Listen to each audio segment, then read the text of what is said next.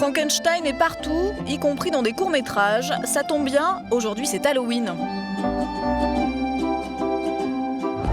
À la télé également, une série américaine actuellement diffusée sur FX outre-Atlantique, American Horror Story, reprend le mythe du savant fou, mais là, relié à celui de la maison hantée.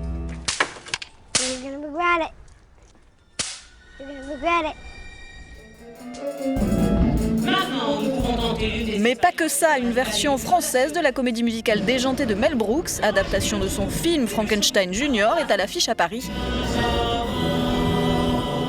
Allez, petit rappel historique avec notre expert en Frankenstein.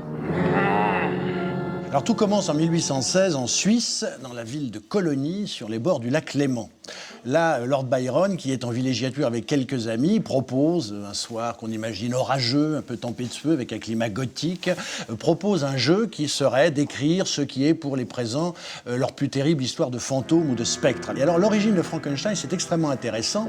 Elle remonte au siècle avant, à peu près à l'époque de Louis XIV, avec un personnage très curieux qui s'appelle Deeple, qui était à la fois un alchimiste et une sorte d'expérimentateur biologique qui travaillait sur les corps humains, toujours dans cette perspective de vouloir trouver le secret de la vie et réanimer la matière. Et ce fameux Deeple opérait et avait passé sa jeunesse dans un château qui s'appelait le château de Frankenstein.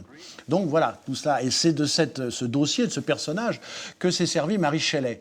Mary Shelley est surtout une figure du féminisme. Et c'est très intéressant de voir que c'est une volonté aussi, il y avait une volonté de pouvoir, une volonté de domination. Life, do you hear me? Give my creation! Frankenstein ou le Prométhée moderne a donc été écrit par une fille en 1818. Frankenstein Junior, comédie musicale, est évidemment la version décalée du mythe de la créature. Il n'a pas de nom. C'est un cadavre, le cadavre d'un assassin qu'on a déterré, qui fait 2 mètres de haut, 1,20 m de large, et on lui a mis un cerveau anormal.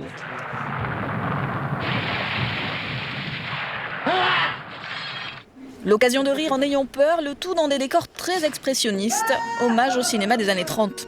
À l'avenir, j'essaierai d'y penser. Docteur Frankenstein. Stein, mais oui.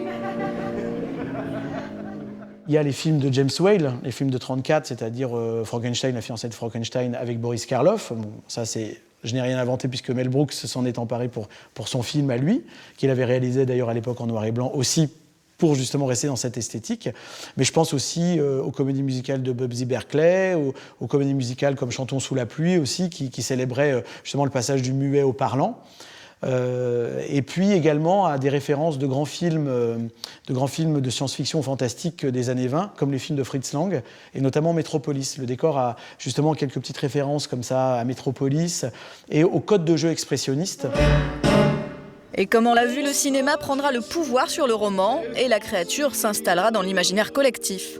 Frankenstein participe d'une sorte de démocratisation et d'universalisation de la culture de genre qui se situe alors, à tous les niveaux dans le monde entier. Ça n'a été qu'en s'accentuant et tout ce qui est après la naissance de l'informatique, tous les travaux sur la génétique n'ont fait que confirmer et accentuer ces intuitions qui ont été celles des hommes du 1er 19e siècle, où là, évidemment, les moyens techniques étaient extrêmement limités, la connaissance scientifique était encore sur ce plan-là très rudimentaire, mais il y avait toujours ce vieux rêve qui vient de très loin, qui est le rêve, grosso modo, de prendre la place de Dieu.